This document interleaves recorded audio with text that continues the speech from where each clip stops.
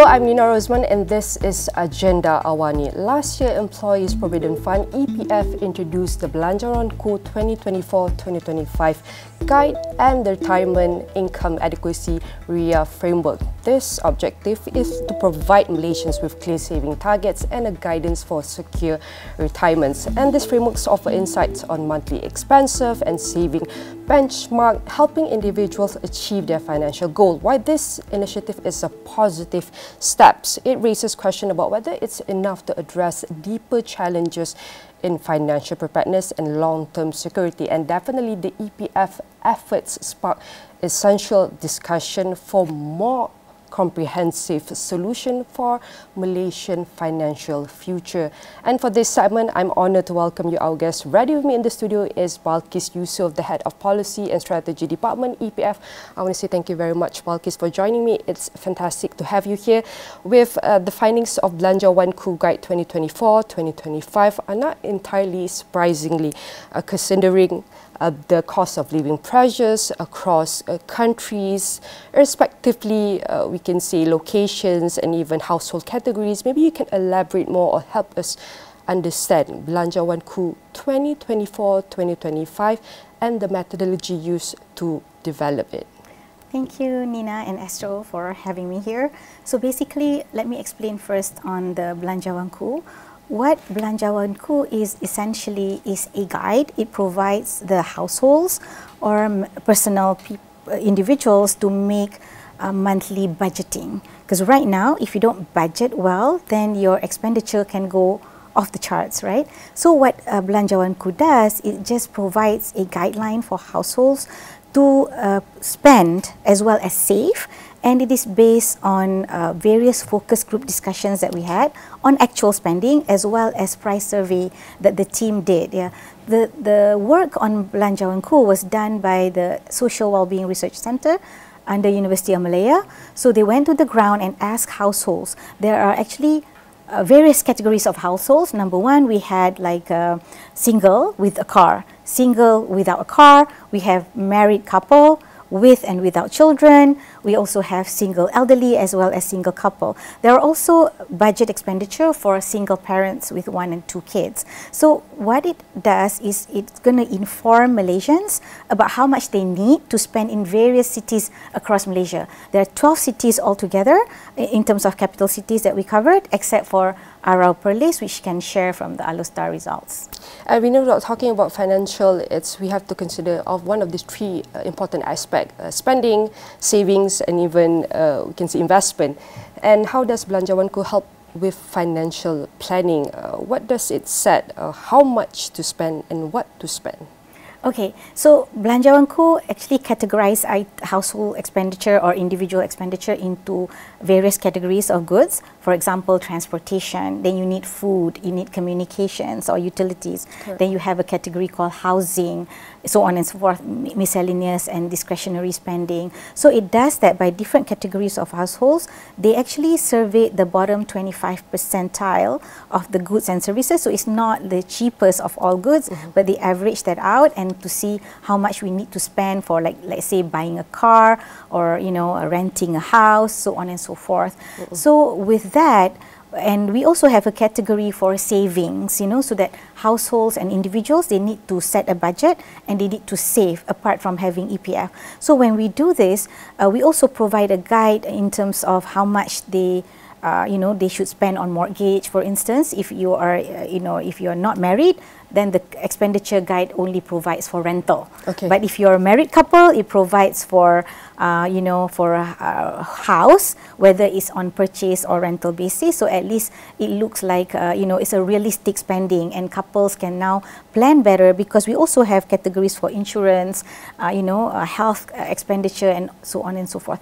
But I just want to impress everybody out there that Belanjawanku is merely a guide. It is not meant to say that this is your expenditure, because your income is different, like your lifestyle choices are different, your circumstances are different, because you could have an aging parent or unwell family members, therefore you need different things. But it provides a guide, what is the minimum level? So let's say if I'm overspending on food because I'm a foodie, I like to go everywhere, then I will say, okay, I'm a single person, I shouldn't be spending that much. That it informed me, in terms of making planning, and then I may be able to redirect that spending somewhere else. So but if you earn a lot and you still want to go by Belanjawanku guide, then you will have a lot more for saving. So what we want to work with Malaysians is that, we need to start planning for our future and for retirement as well, because the reality is people are going to be living longer and longer, and we need to plan for that. Correct, and planning is a very crucial point of this step. And we also know that EPF has introduced a 3-tier saving framework known as RIA as a reference to achieve different level of financial security after retirement, and which will be implemented in phases starting next year. Considering the new recommendation of the EPF, members should aim at least 390,000 by the age of 60. This is basic savings. Why is this higher benchmark is necessary despite the low levels of adequacy savings, and how will the new RIA framework help Malaysians better prepare financially for their retirement as well in the long run? Okay, basically RIA, we call it Retirement Income Adequacy Framework. We want to work with Malaysians on what is a dignified or comfortable retirement. So a lot of people ask EPF, what is a reasonable sum for me to have in order to live a dignified life? So basically, we then utilize the number from Belanjawanku. So as we are a retirement fund, so we look at what does a single elderly needs today in order to live in their retirement years, right? So, but the numbers based on RIA will be updated every 3 years. So then the numbers will keep changing in accordance to the cost of living as well as inflation. So what we had essentially, when we introduced the simpanan asas, or what we call basic savings, we only had a single tier framework. So we just tell people you need 240,000. That means you have 1,000 ringgit per month, right? In year 1. But in year 20, you may have about 2,500 ringgit because of compounding effect. But we know that not everyone has the same lifestyle. Everyone aspire towards different dreams. In retirement, you have your own ambitions. I have my own aspirations. So some people want to spend more time enriching themselves through prayers or faith-based, spiritual journey. But some people may want to go into healthier lifestyle. Some people want to travel the world, and because they have more time now. So now we provide people with 3 levels of savings. Do you just want to focus on basic necessities because you already have a house and your children taking care of you, or do you want to have adequate saving, which is 650,000, and the number comes again from the Klang Valley single elderly, 2,690 ringgit times 12 times 20 years. So we get that 650. So then for enhanced saving, if I have a better lifestyle, I want more things in life, the number is 2 times the basic the adequate savings, which is 1.3 billion. So that way we let you know this is the numbers that you need to have based on your lifestyle choices. But then how do you plan to get there? And how you plan? I can have an ambition to live like Bill Gates, but is it realistic? Of course. So we need to look at what's my dream and what is what's available for me, and if I want a better lifestyle, how do I plan for it? So that's what RIA is all about. Yeah, Bill Gates is a very good example that we only not want to live with like Bill Gates, but we also want to retire like Bill Gates. And given the before we go to the rising cost of living, besides the increased basic savings, what are the other key changes, and how does the EPF ensure the recommended saving benchmark stay relevant and responsive to the changing times? Yeah, I think if I can go back a little bit, like last year, EPF introduced the account restructuring, which saw member savings for persaraan, or retirement increase by 5% from 70% to 75%.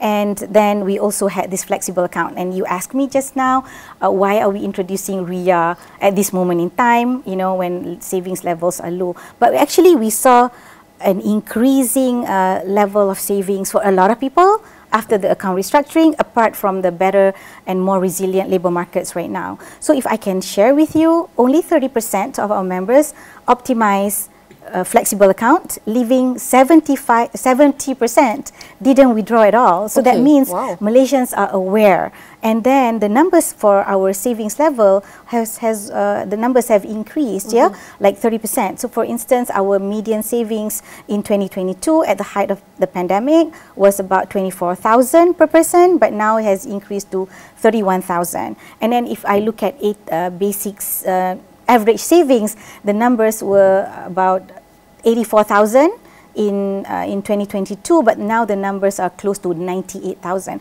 So the savings level have increased. People are more productively engaged. So the time is right because now people have more contributory capacity because they are productive. So when it comes to retirement, we need to plan now because it's something that will come 20, 30 years into the future. Correct. And the compounding will help them. So it's never better than now to do it when the labor market is good, people are engaged and stuff like that. Yeah. Coming back again to the policy changes that we are experiencing right now because of retirement income adequacy framework, it touches on several areas. Number one, it affects your ability to take your investments of money from EPF and put it into the IPD or unit trust, right? So actually EPF allows you, if you meet your basic savings, there's excess level, you can take 30% and put it in your investments of choice. Okay. So but right now, because we shift from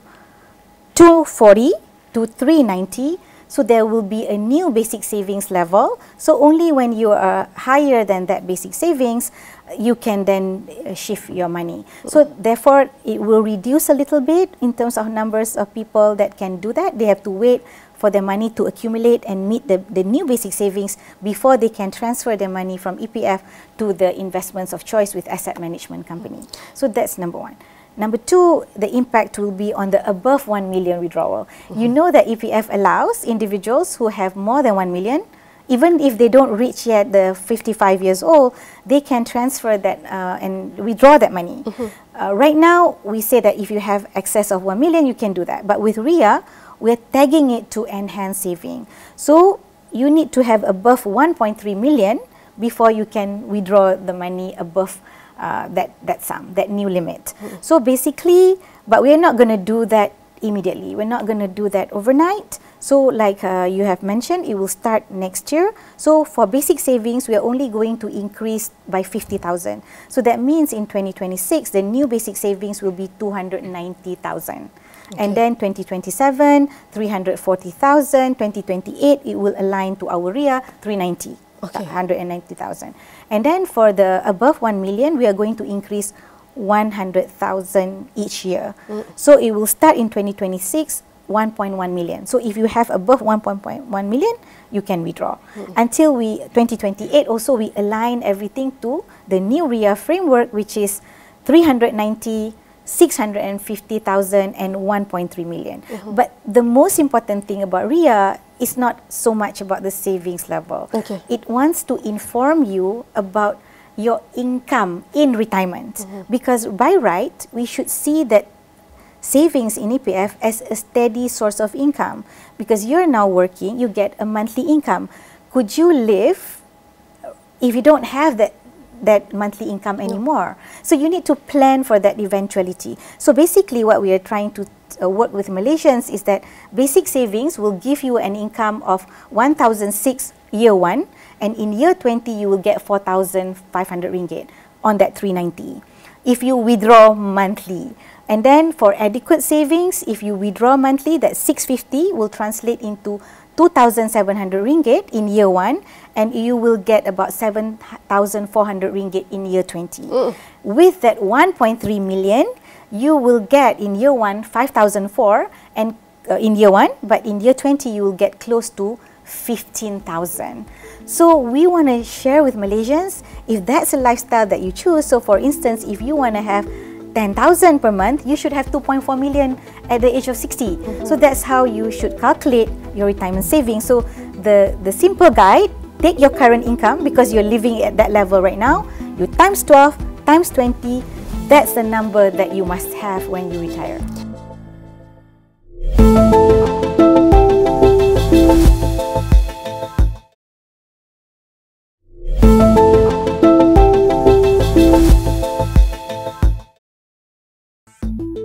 That is a lot of numbers, and definitely it may sound scary, but for our future retirement, it's very important to look at this aspect. And I like it from here. I realize that it's important to do this saving now, start now, because it's not having a comfortable retirement. But at the end of the day, the saving is also about how can we use it during emergency, during our retirement. So that is a very important aspect. And given the rising cost of living, with inflation affecting the power buying from the people, rakyat, and from EPS perspective, how can the people rakyat use or reference the Belanjawanku guide and the RIA framework to help them practice their financial planning so they can reach their retirement goals? I guess you first, okay, we have several books that I just want to share. Please. We have My Money Matters, which we provide guideline not on retirement alone, but on financial planning. So how do you reach to your goals, the kind of planning that you must have, and the understanding on financial literacy that will be helpful. At the same time, we also have the Belanjawanku guide, which will inform you based on the different circumstances and lifestyle that you may choose, right? So those are some of the things that we have, and we also develop a pamphlet called RIA pamphlet. All these are available on our website for people to look at. But I also want to come back to you in terms of looking at retirement. Retirement is not scary if we plan early, right? So we have developed some simulations in terms of numbers. So let me give you some example. Like if I am a retail assistant and I start my work life at 1,700 ringgit, which is a new minimum wage. If I consistently contribute every month and I have 3% salary increase only, I will end up with 1.1 million. Okay. It's beyond the basic savings, it's beyond the adequate savings today, and of course, close to the enhanced saving. But of course, when this person retires, the numbers will change already because of the effect of inflation and cost of living. But for another person who also earns, like maybe a graduate that start out with 3,000, so when we run our numbers with some very prudent and conservative dividend of 5%, this person can get more than 2 million. Okay. So that means people can get to that retirement goal, and the number one thing that they need to do is to be consistent. Be consistent, do it. Sikit-sikit, lama-lama jadi bukit, start. And then start early, because the earlier you start, the longer you benefit from compounding effect, and then you can build your money more. And thirdly, people can also defer their withdrawals based on, let's say, the ones near retirement. If I am 55, I decide to stop working. But if I don't do anything because my husband is taking care of me, for instance, that number at 55 will grow by 40%. So if you have 1 million, you will have 1.4 million at the very least if you don't make any withdrawals. But if you wait until you age 65, that number will become close to 2 million. So deferring can also help. But starting early is the best, right? Yes. Because in EPF, if you put your money in EPF for a period of 40 years, that number, you will get more than 20 times the investment that you put in. But lastly, I want to also share that we need to start looking at EPF, voluntarily of course, as a source of retirement income, not as a lump sum. Because you need to think about it. You may be semi-retired, semi-productive, or completely not working at all. So we need to start planning now and say that this is a retirement income that I want to have. For the young ones out there, if you plan early, you can reach this, this status called financial independence. Retire early is a movement in the United States. They call it the FIRE movement, because they then they have a portfolio of 1 million or more, then they just earn from the dividends, and then they do something they like, that they can be a vlogger or a travel influencer, stuff like that. So you do what you like. So have peace of mind, start early, and then take care of your health, of course. Yes, take care of your health so we can have a better financial planning in the future. With the Belanjawanku guide and RIA framework, how does EPF see this tool to facilitate the enhancement of social well-being, and how can we translate the objective outline under this framework and guide to strengthen the financial security among Malaysians? I think the numbers are already showing for itself. Right now, this year, we started out this year quite well in terms of the financial literacy. We already launched RIA, so on and so forth. But we closed last year with 37% of active EPF members meeting basic savings. That is already almost the same as the pre-pandemic levels, right? But we are looking at some numbers as well. Right now, in terms of people meeting adequate savings, we have about 24% of Malaysians, about a quarter of Malaysians meeting basics, the adequate savings, and the enhanced savings. We're looking at about 8 to 9% of Malaysians. They are poised to meet that enhanced savings. So these numbers are a lot better than the figures in the prior years. So we believe that with all this education, knowledge sharing, our branch people going out to educate people, Malaysians are getting, you know, better awareness and getting more knowledge on this. But then knowledge is good, but it needs to translate into behaviors. So we need now to get people to automatically start saving, or because EPF has a recurring feature as well inside our app, as well as our portal, so that people can then just automate it. Once you automate something, you just don't think about it, and then your savings will start to grow. And I would also like to advise, like, let's say I can also do beyond the statutory rate. So like, for instance, for you, if Astro is paying you a certain amount, you can say, I want to deduct beyond the 11%. So, but you peg it through your salary increase. Okay. So when next year, this year you have a salary increase, then you say out of that 6%, take 1% and put into your EPF. So that's how they automate it. In the United States, they do that, and it's a phenomenal jump in terms of retirement savings. And you want to have for all the EPF members in there, they're looking for better ways to secure a better retirement future. So what are the important actions should the EPF members can take today to ensure they have a comfortable financial planning and a secure retirement future? I think we just need to plan and then know your numbers, and then assess your situation, and then do several things. I think if I can just share with you some of the products and services that we have this thing called voluntary contributions. Everyone can contribute up to 100,000. This is not including your salary deductions, yeah? That is a different methodology. So you can put 100,000 into your EPF account every year. Number two, you can also do what I shared with you just now. We call it voluntary access or contributions beyond statutory rates. Some companies, the employers do that, but the employee portion you can also increase beyond the 11 and 12% or 13%. And then number three, for those people who are self-employed, please subscribe to Aisaraan, which government incentivize you with 500 ringgit every year. So the government will support this self-employed with the contributions of up to 20% of whatever you put in. And then subject to a maximum of 500 ringgit per year. So any Malaysian above a certain age, below the age of 60, can get from the government maximum of 500 per year, subject to a cap of 5,000 ringgit per lifetime. So for those people who are still young doing gig work, please subscribe to Aisaraan. And now we have more than 1 million people who have continuously contributed to Aisaraan, and they're getting that 20% from government top-up. At the same time, if EPF gives you 5 to 6%, you are getting 25-26% a year. And then you compound that, and that's just phenomenal. And we know that financial institutions are growing, it's getting more complex and dynamics. Until now, maybe you can share with us, we have a balanced few minutes, what are some of the common mistakes that Malaysians make in their retirement plan, and how to avoid them in the best way? I think when it comes to retirement, it's quite complicated in the sense, it's not complex. You know, human beings are complex, but retirement, there's a solution for it, so it's complicated.